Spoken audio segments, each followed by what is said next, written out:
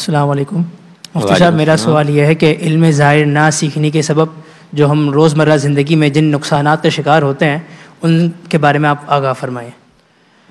جی ہاں، اس کی تفصیل تو بہت زیادہ ہے۔ مثلا کپڑے پاک کرنا اور اس کا طریقہ معلوم ہونا، یہ مختلف چیزیں کیسے پاک ہوتی ہیں۔ کارپیٹ ناپاک ہو گیا تو کیسے پاک کرنا ہے، گدا، صوفہ، آپ کے جوتے، ان کا علم سیکھنا بہت ضروری ہوتا ہے اور فرض ہے۔ اب یہ چونکہ معلوم نہیں ہوتا تو ہماری جو بہنیں ہوتی ہیں وہ پاک ناپاک کپڑے سارے ایک ہی واشنگ مشین میں ڈال کر اور اس کو گھما دیتی ہیں۔ جیسے ہی وہ ناپاکی پانی کے ساتھ ملتی ہے، ٹوٹل پانی ناپاک اور جتنے پاک کپڑے ڈالے ہوتے ہیں وہ بھی ناپاک۔ پھر یہ کپڑوں کو نکالتی ہیں، اس کو تھوڑا سا نچوڑا اور دوسرے اس میں کپڑے ڈال دیے، تھوڑا اور پاؤڈر واڈر ڈال کے تھوڑا پانی ڈالا، اس کو چلا دیا، گھما دیا، وہ سارے ناپاک۔ پھر ان کا جھاگ نکالنے کے لیے وہ ٹب استعمال ہوتا ہے، اکثر گھروں میں ایسے ہوتا ہے کہ ٹب میں ڈالا وہ پانی ناپاک، پھر وہ پھینک کر دوسرا پانی لیتی ہیں، پھر یہ ناپاک اس میں ڈالا وہ ناپاک، پھر وہ جھاڑتی ہیں اور پانی اپنے اوپر گر رہا ہوتا ہے، یہ ساری خود ناپاک ہو جاتی ہیں۔ پھر جس رسی پہ ڈالتی ہیں وہ رسی ناپاک۔ اور زمین کے علاوہ کوئی بھی چیز خشک ہو کر پاک نہیں ہو سکتی، اس کو شرعی طریقے سے ہی پاک کرنا ہوتا ہے۔ لہذا وہ کپڑے سوکھتے ہیں، اس پہ استری کیے، وہ ناپاک ہی ہیں۔ گھر کا سرپرست انہی کپڑوں کو پہن کر نماز پڑھ رہا ہوتا ہے، جمعہ پڑھ رہا ہوتا ہے، بعض اوقات عیدین پڑھ رہا ہوتا ہے اور ناپاک کپڑوں میں نماز نہیں ہوتی۔ یہ کس قدر بڑا نقصان ہے۔ ایسے بعض لوگ انویسٹمنٹ، ہماری بہنیں انویسٹمنٹ کرتی ہیں، ان کو یہ نہیں پتہ ہوتا کہ اس پہ پروفٹ ریشو کیسے طے کرنا چاہیے۔ بعض بہنیں ہم سے پوچھتے ہیں جی ہم نے 2 لاکھ روپے بہنوئی کو دیے ہیں، ہر مہینے 2000 روپے مجھے دیتے ہیں پروفٹ کے۔ تو جو انویسٹمنٹ آپ کرتے ہیں اس میں چاہے وہ مداربت ہو یا شرکت ہو، اس میں آپ فکس رقم پروفٹ کے طور پہ نہیں رکھ سکتے، اس میں ایک معنوی لحاظ سے سود پیدا ہو جاتا ہے، یہ گناہ ہے۔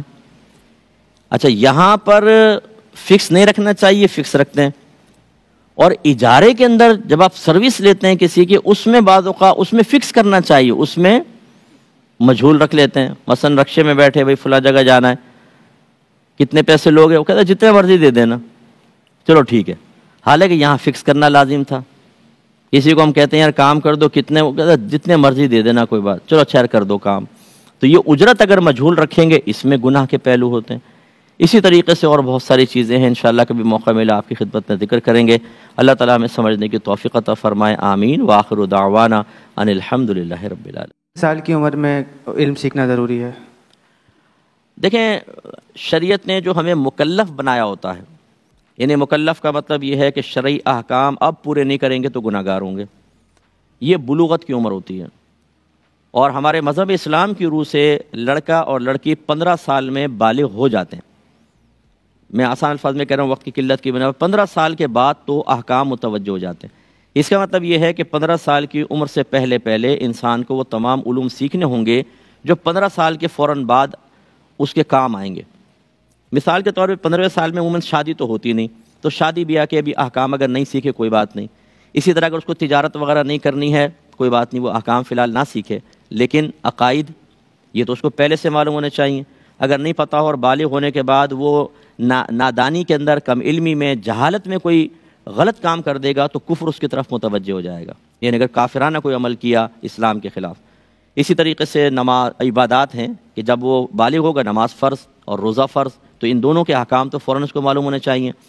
اسی طریقے سے جیسی زکوٰۃ اس کے پر فرض ہوگی، اس کا حکم، اس کے احکام سیکھنا۔ حج فرض ہو گیا تو حج کے احکام سیکھنا۔ اسی طرح اگر وہ فرض کر لیں تجارت کی طرف مائل ہوتا ہے تو تجارت کے ضروری احکام۔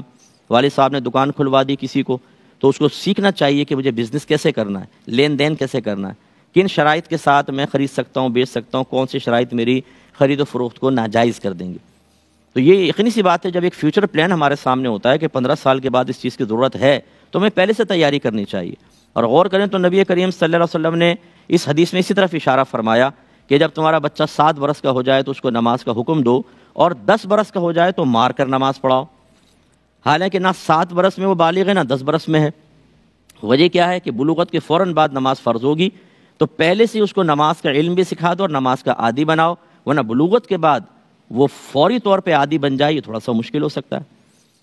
اور جب یہ فرمایا کہ 7 برس کا ہو جائے تو نماز کا حکم دو، تو اس کا مطلب یہ ہے کہ نماز کا حکم تو اسی کو دیں گے جس کو نماز پڑھنی آتی ہوگی۔ تو اس کے مطلب ضروری تھوڑا سا نماز سے متعلق علم بھی بچے کو سکھاؤ، اور جب 10 برس کا ہو جائے تو مار کر نماز پڑھاؤ، یعنی اب تو رعایت نہیں ہے، اب سختی کرو بچے کے اوپر. اور یقینی سی بات ہے کہ سختی اسی وقت جائز ہوگی جب پہلے آپ تھوڑا علم سکھائیں گے. تو اس لیے معلوم یہ ہوا کہ بلوغت سے پہلے پہلے کچھ چیزوں کا علم سیکھنا ضروری ہے. ہم اپنے تمام پیرنٹس سے گزارش کرتے ہیں کہ آپ کو سمجھنا چاہیے کہ بچے کو پہلے سال سے تیسرے سال تک کیا سکھانا چاہیے، اشاروں میں اور کچھ آداب. کچھ بچہ غلط کرتا ہے تو آنکھیں دکھانا، غلط چیز کی طرف ہاتھ بڑھاتا ہے تو ہلکے سے اس کے ہاتھ پہ ضرب لگانا کہ بچہ خوف زدہ ہو جائے کہ یہ غلط چیزیں مجھے نہیں کرنی ہے. پھر 3 سے لے کر 7 سال تک کی عمر تک کیا کرنا ہے، 7 سے 10 سال کی عمر، اور 10 سے پھر بالغ ہونے تک. اسٹیپ وائز ہمیں سمجھنا چاہیے کہ کیا کیا چیزیں وقت آنے سے پہلے ضروری ہے کہ اس کو سمجھایا جائے. تو پھر اگر ہم یہ جب ہم اس کی سب ایک پلاننگ کر لیں گے تو پھر یقینی سی بات ہے کہ بلوغت کے بعد بچہ جو فوری طور پہ معاملات اس کے سامنے آئیں گے، اس کا علم چونکہ وہ حاصل کر چکا ہے تو وہ کوئی غلطی نہیں کرے گا اور گناہوں سے بھی بچے گا. اب ہمارے ہاں صورتحال یہ ہے کہ بچہ جیسے ہی 2 سال کا 3 سال کا ہوتا ہے مونٹیسری کے اندر پہنچ جاتا ہے. وہ ہمیں پتہ ہے کہ یہ بہت امپورٹنٹ ہے نا. اس کے بعد بس دین کیا ہے جی، قاری صاحب آ گئے، قرآن پڑھا لیا ناظرہ یا حفظ کروا لیا، ایمان مفصل، ایمان مجمل، 6 کلمے یاد کروا دیے. سنت کے مطابق دعائیں نبی کریم کی جو منقول معصور دعائیں وہ یاد کروا دیں، یا تھوڑا سا نماز بچے کو سکھا دی، بس ہم کے سمجھتے ہیں دین مکمل ہو گیا. حالانکہ بہت ساری چیزیں اور ہیں. جیسے بھی ہم نے فرض علوم کے بارے میں بات کی تو یہ سوچنا ہوگا کہ بچہ بالغ ہوتے ہی ان فرض علوم میں سے کن کن چیزوں کی ضرورت محسوس کر رہا ہے، اسے ترتیب سے بلوغت سے پہلے ہی سمجھانا ہوگا، تبھی انشاءاللہ ہمارے بچے جو ہیں وہ بالغ ہو جانے کے بعد خطا نہیں کریں گے. اور اس جملے میں اپنا بیان ختم کرتا ہوں کہ خواجہ صاحب علیہ الرحمہ نے ظاہری علوم سیکھے، پھر ان کی روشنی میں ساری زندگی کو نبی کریم کے سنت کے سانچے میں اور شریعت کے مطابق گزارا تو اپنے ماں باپ کے لیے بہت بڑا ثواب جاریہ بن گئے. اگر ہم خواجہ صاحب کی سنت پر عمل نہیں کریں گے اور علم نہیں سکھائیں گے تو یاد رکھیں کہ بالغ ہونے کے بعد ہمارے بچے جتنے بھی گناہ کریں گے، اگر ہماری اس میں عدم تربیت اور علم نہ سکھانے کا دخل ہوا تو وہ ہمارے لیے گناہ جاریہ ہوگا. بعض لوگ کہتے ہیں کہ ایک دن میں ایک منزل پڑھنی چاہیے، قرآن میں 7 منازل ہے تو 7 دن میں ختم ہو جائے. دیکھیں یہ کوئی فرض یا واجب نہیں ہے، ایک منزل پڑھیں چاہے آپ 10 منزل پڑھ لیں ایک ہی دن کے اندر، لیکن بہتر یہ ہوتا ہے کہ اس انداز سے پڑھیں کہ قرآن سمجھ کے پڑھا جائے.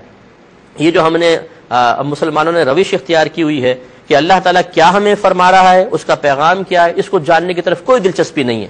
بس سپارے پہ سپارے ختم کر رہے ہیں. جی کتنے قرآن ختم کیے اس رمضان میں؟ جی میں نے 10 قرآن ختم کیے، میں نے 20 قرآن ختم کیے، ہم نے 6 قرآن ختم کیے ہیں.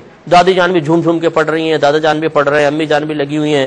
اب ان سے پوچھ لیجیے کہ اچھا آپ نے 10 قرآن ختم کر لیے، بتائیے اللہ تعالیٰ قرآن میں کیا بیان فرما رہا ہے؟ جی یہ تو پتہ نہیں ہے.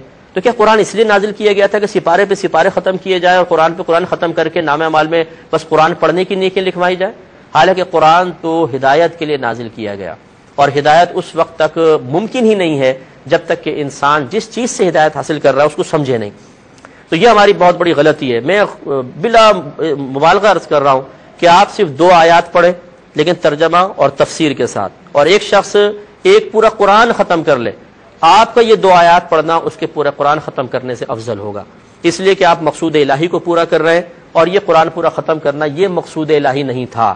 اللہ تعالیٰ نے قرآن اس لیے نازل نہیں کیا کہ تم 1 اور 10 اور 20 قرآن ختم کرو، بلکہ اس لیے نازل کیا، شروع میں فرمایا کہ ذالک الکتاب لا ریب فیہ ھدی للمتقین، یہ وہ قرآن ہے، یہ وہ کتاب ہے جس میں شک کی کوئی گنجائش نہیں، متقین کے لیے باعث ہدایت ہے. اور ہدایت ہم حاصل کر نہیں رہے، پڑھتے رہتے ہیں، قرآن کا پتہ نہیں ہوتا کہ ہم کیا پڑھ رہے ہیں اور کیا نہیں پڑھ رہے ہیں. اس لیے ہم اکثر عرض کرتے ہیں کہ آپ کوئی اچھی تفسیر کا انتخاب کریں اور روزانہ 2 آیات 3 آیات ترجمہ اور تفسیر کے ساتھ پڑھیں. بہتر یہ ہے کہ اپنے گھر والوں کو اگر جمع کر کے آپ پڑھوا سکتے ہیں تو گھر والوں کو سب کو جمع کر کے آپ پڑھیے. مطلب جیسے قرآن پاک پڑھا، پھر ترجمہ کیا، پھر آیات تفسیر بیان کر لی، لیکن اپنے پاس سے کچھ نہ کہیں، جو لکھا ہے بس وہ بیان کریں. اگر آپ 2 آیات بھی پڑھیں روزانہ تو 1 مہینے میں 60 آیتیں ہو جائیں گی، اور 60 آیتیں جب انسان ترجمہ تفسیر کے ساتھ پڑھے گا تو الحمدللہ بہترین علم حاصل ہوگا اور مضامین قرآن کی برکات بھی حاصل ہوں گی. تو یہ ہمارے یہاں ایک غلطی چل رہی ہے کہ ہم قرآن پاک کو صرف چومتے ہیں، سر پہ لگاتے ہیں اور جزدان میں لپیٹ کے اونچی جگہ رکھ دیتے ہیں، لیکن سمجھنے کے لیے تیار نہیں. ہزارہا بلکہ میں کہتا ہوں لاکھوں مسلمان دنیا سے ایسے چلے گئے ہیں کہ جنہوں نے پوری زندگی میں ایک بار بھی یہ زحمت گوارا نہیں کی ہے کہ ہم اپنے رب کے اس پیغام کو تو سن لیں کہ اللہ تعالیٰ ہم سے کیا فرمانا چاہتا ہے. اور کتنے ابھی ہمیں سن رہے ہوں گے جنہوں نے پورا قرآن کبھی ترجمے کے ساتھ نہیں پڑھا ہے، تو ہمیں سمجھنا چاہیے